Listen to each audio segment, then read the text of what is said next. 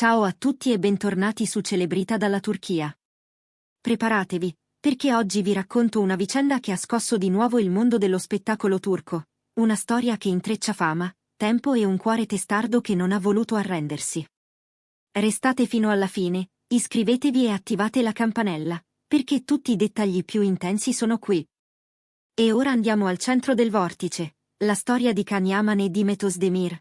Un amore che molti credevano fosse ormai soltanto un'eco lontana, e che invece ha mostrato un'altra faccia, più silenziosa, più umana, più difficile da raccontare senza tremare. Per settimane, social e riviste hanno macinato voci su voci, matrimonio in frantumi, distanza emotiva, impegni che non si incastravano più, sguardi freddi sul tappeto rosso e fotografie in cui il calore sembrava evaporato come nebbia al sole.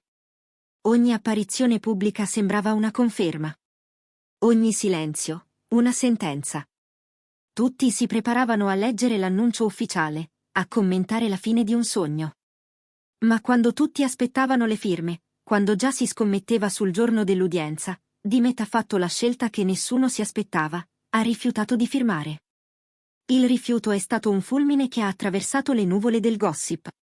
C'è chi ha gridato all'orgoglio, chi all'illusione, e chi ha usato parole di compatimento. Ma chi la conosce oltre la superficie, chi ha visto la sua lotta lontano dalle telecamere, ha capito che lì non parlava il capriccio, bensì una forza più profonda. Demet non stava negando la realtà, non stava fingendo che il dolore non esistesse. Stava difendendo ciò in cui credeva. In un mondo in cui le storie finiscono prima ancora che l'ultima notizia si raffreddi, Demet si è rifiutata di cancellare i ricordi con un gesto frettoloso. Non si trattava di aggrapparsi a qualcosa di rotto, era un modo di onorare ciò che un tempo era stato tutto. La loro storia, del resto, era cominciata nel modo più cinematografico possibile. Su un set, tra luci abbaglianti, camere che correvano e copioni che cambiavano all'ultimo secondo. Demet usciva da un periodo complicato, quel tipo di fase in cui ci si rimette insieme pezzo per pezzo, cercando di capire chi si è davvero oltre l'immagine.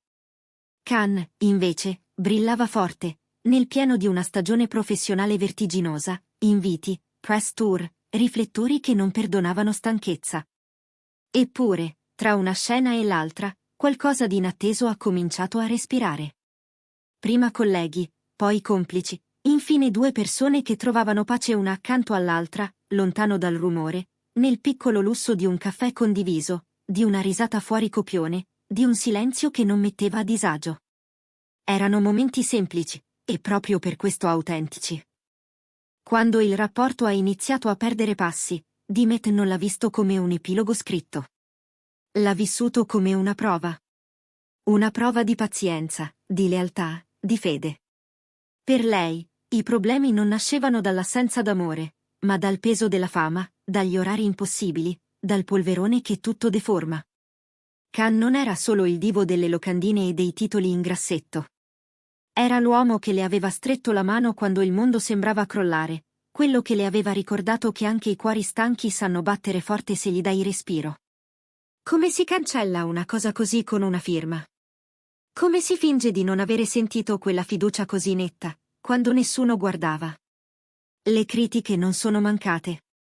C'è chi ha detto che Demet stesse trattenendo un fantasma, che volesse allungare l'agonia, che si illudesse su un sentimento ormai svanito. Eppure, chi le vuole bene ha raccontato un'altra verità, non era debolezza, era lucidità. Demet non aveva paura della solitudine. Aveva paura di tradire se stessa, di girarsi dall'altra parte e fingere che il passato non avesse avuto un peso sacro. Il punto non era tenersi incatenata a un ricordo, ma lasciargli il posto che meritava, senza violenza, senza fretta, senza rumore inutile. Così, mentre fuori il coro faceva cassa di risonanza, Demet ha scelto il silenzio. Non ha insultato Can, non ha lanciato frecciate sui social, non ha organizzato colpi di scena. Il suo silenzio non era resa. Era dignità. Era un modo per dire, la mia verità non ha bisogno di urla, perché è già intera. Nel suo passo misurato, Demet ha cominciato a guarire. Non in modo spettacolare, ma con piccoli gesti quotidiani. Un progetto nuovo, un pomeriggio con un'amica di vecchia data, una passeggiata in cui il telefono rimaneva in tasca. Era la grammatica di una serenità che si ricostruisce piano, senza scenografie. Intanto, dall'altra parte, Khan combatteva la sua guerra silenziosa.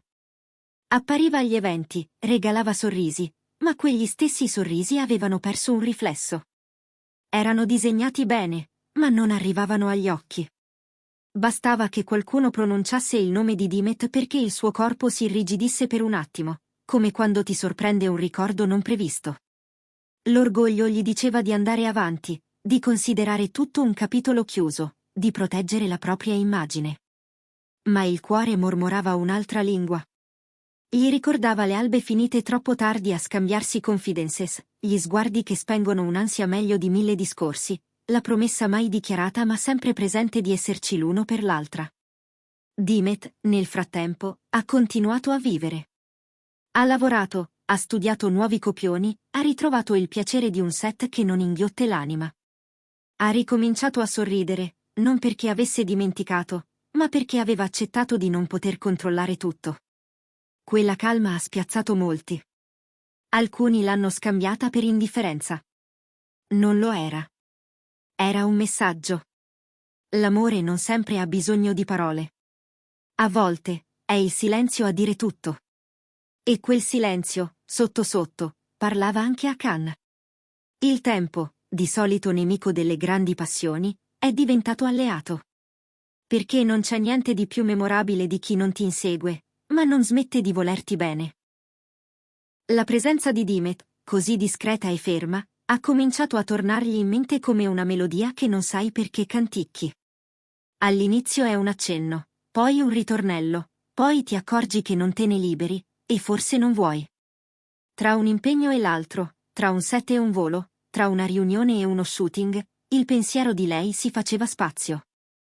Non egoista, non ossessivo. Solo tenace. E poi è arrivato il giorno in cui il destino ha fatto la sua parte. Niente fan, niente red carpet, niente telecamere. Solo una riunione di produzione, un tavolo lungo, un progetto che, ironia della sorte, aveva bisogno di entrambi. Si sono incrociati per caso, nel corridoio poco prima dell'inizio. I passi si sono fermati. Gli occhi hanno fatto il resto. Per un istante, il mondo ha smesso di rumoreggiare. Dimet aveva lo sguardo di chi ha camminato attraverso il vento ed è ancora in piedi. Più forte, più quieta, più sicura della propria voce. Khan l'ha vista così, e ha capito. Non all'improvviso, non come un fulmine. Come una verità che finalmente trova spazio. Dimet non era mai stata il problema. Dimet era il porto. A volte devi avvicinarti al naufragio per capire cos'è una costa sicura. E mentre lì, in quel corridoio di uffici, li separava un respiro, Khan ha riconosciuto il valore di ciò che stava per perdere. Non servivano gesti teatrali. Bastava la certezza che, dopo tutto, nessuno dei due aveva smesso di tenere all'altro. I media sono rimasti in attesa di un comunicato. Ma forse non ci sarà mai. Forse la verità si consuma dove le frasi non arrivano, più in profondità, lontano dalla punteggiatura. Dimet non ha bisogno di spiegare il suo cuore a nessuno. Lo ha già fatto con i gesti, con il modo in cui ha scelto il rispetto quando era più facile urlare. Ha dimostrato che l'amore vero non ha per forza bisogno di un lieto fine per essere reale. Che si può onorare una storia anche senza etichette nuove, anche senza nuovi bagliori, anche senza applausi. La loro vicenda ha toccato persone ovunque, ben oltre i confini della Turchia. I fan hanno inondato i social di messaggi, definendo Dimet la donna che non ha rinunciato all'amore, e Khan l'uomo che ha capito il valore del silenzio troppo tardi per vantarsene, ma abbastanza presto per non negarlo. Dimet è diventata, suo malgrado, un simbolo. Un simbolo di pazienza, di forza emotiva, di lealtà in un tempo in cui si cambia casa, lavoro e cuore alla stessa velocità con cui si scorre un feed. E Khan, nell'ombra di quell'immagine, ha ritrovato la sua parte più vera, quella che non si compra con l'IPE. Non sapremo, forse, se torneranno ad essere ciò che erano. Non è questo il punto. Quello che rimane è una storia che non scende a patti con la fretta. La lezione è nelle scelte che non urlano, nei no che proteggono, nei sì che tardano ma non mentono. La lezione è nel modo in cui Dimet ha difeso la memoria, e nel modo in cui Khan ha osato guardarla di nuovo nonostante la paura di rivedersi fragile. A volte, l'amore non è restare. A volte, l'amore è non ferire ciò che resta. Eppure, se ascolti bene, c'è un'altra possibilità. Non un ritorno a effetto, non un post studiato. C'è la possibilità che due persone imparino a riconoscersi da capo, come se la fama non avesse mai imparato i loro nomi. Una telefonata che arriva senza programma. Un messaggio che non chiede nulla. Un caffè in un posto qualunque, dove il rumore è abbastanza alto da proteggere, abbastanza basso da lasciare parlare. Il tempo, ancora, farà il suo mestiere. Il pubblico, intanto, osserva. Qualcuno spera in un matrimonio salvato. Qualcuno augura una separazione che curi. Altri, semplicemente, chiedono che entrambi siano felici. In un mare di opinioni, la sola certezza è che questa storia ha ricordato a molti di noi qualcosa di semplice e raro. La dignità è la vera forma della bellezza, e l'amore, quando è vero, ha sempre un modo discreto di restare. Anche quando sembra finito. E allora, cosa pensate voi? Ha fatto bene Dimet a resistere, a prendere tempo, a rifiutare una firma che avrebbe cancellato troppo?